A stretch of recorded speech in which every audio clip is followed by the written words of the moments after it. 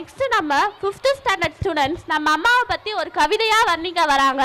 Let's welcome 5th standard students. அனைவருக்கும் இனிய மாலை வணக்கம். தோற்றும் போன ஒவ்வொருவருக்கும் ஒரு கதை உண்டு.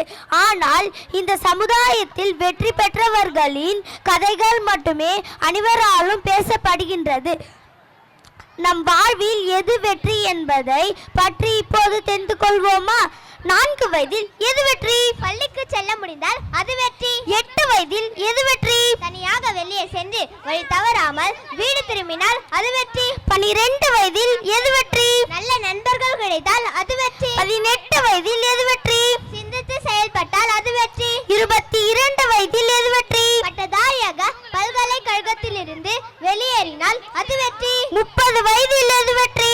தனக்கென குடும்பத்தை அமைத்துக் கொள்ள முடியுமானால் அது வெற்றி. 35 வயதில் எது வெற்றி? போதுமான அளவு சம்பாதிக்க முடியுமானால் அது வெற்றி. 45 வயதில் எது வெற்றி? இளைஞரை போன்ற உருவத்தை தங்க வைக்க முடியுமானால் அது வெற்றி. 50 வயதில் எது வெற்றி? தன் பிள்ளைகளுக்கு நல்ல கல்வியை அளிக்க முடியுமானால் அது வெற்றி. 55 வயதில் எது வெற்றி? நம் கடமைகளை தொடர்ந்து சரியாக செய்ய முடியுமானால் அது வெற்றி. 60 வயதில் எது வெற்றி? ஓய்வு பெற வேண்டியவர் என நிராகரிக்கப்படாமல் செயலாற்ற முடியுமானால் அது வெற்றி. 65 வயதில் எது வெற்றி? இல்லாமல் வாழ முடியுமானால் அது வெற்றி. 70 வயதில் எது வெற்றி? மற்றவர்களுக்கு பாரம் இல்லாமல் வாழ முடியுமானால் அது வெற்றி.